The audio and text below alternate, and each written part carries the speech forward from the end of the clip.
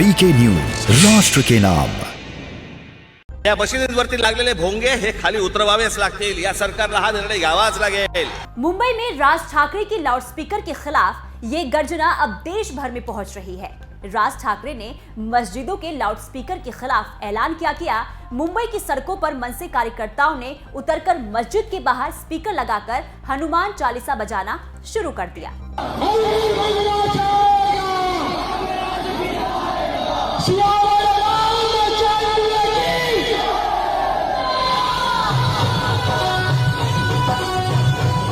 अब राज ठाकरे के इस बयान का असर सुदूर कर्नाटक में भी दिखाई दे रहा है।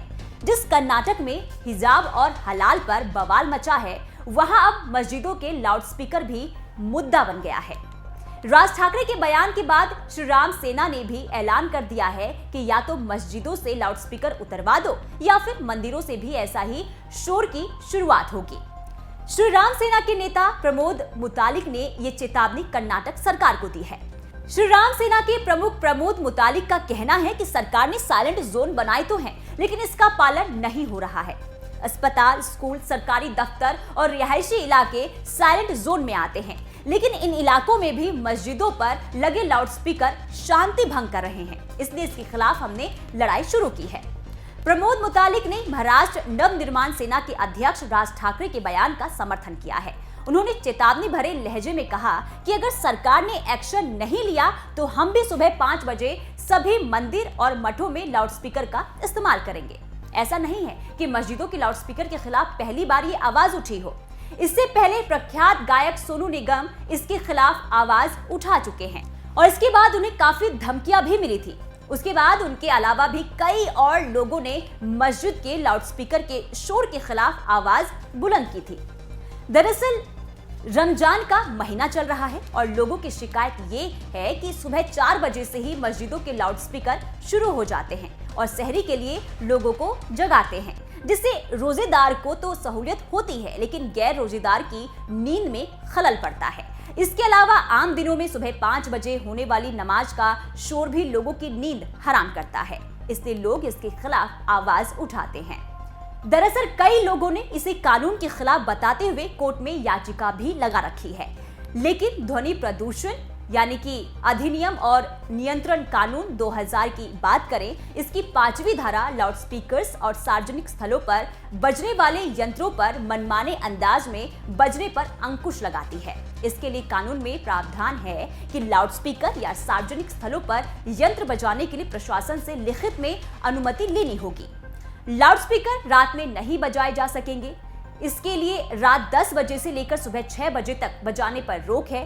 हालांकि ऑडिटोरियम, कॉन्फ्रेंस रूम, कम्युनिटी और बैंकेट हॉल जैसे बंद कमरों या हॉल में इसे बजाया जा सकता है, वो भी अनुमति के साथ। नियम की उपधारा यानी कि 2 के मुताबिक राज्य सरकार इस बारे में कुछ विशेष परिस्थितियों में रियायतें दे सकती है। वो किसी संगठन या धार्मिक कार्यक्रम के दौरान लाउडस्पीकर या सार्वजनिक स्थलों पर चलने वाले यंत्रों को बजाने की अनुमति रात 10 बजे से बढ़ाकर 12 बजे तक दे सकती है। हालांकि किसी भी परिस्थिति में 1 साल में 15 दिन से ज्यादा ऐसी अनुमति नहीं दी जा सकती है।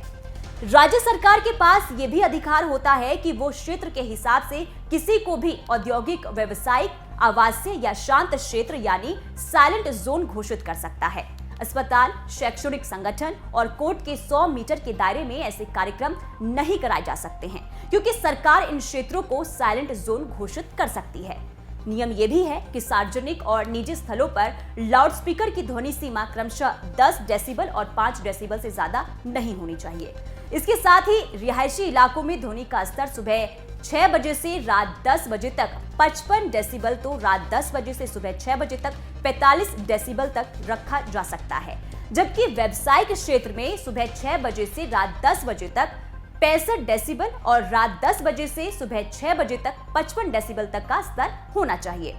दूसरी ओर औद्योगिक इलाकों में इस दौरान ध्वनि स्तर को सुबह 6 बजे से रात 10 बजे तक 75 डेसिबल रख सकते हैं। वहीं साइलेंस जोन में इन दौरान 50 डेसिबल और 40 डेसिबल ध्वनि का स्तर रखा जाना चाहिए।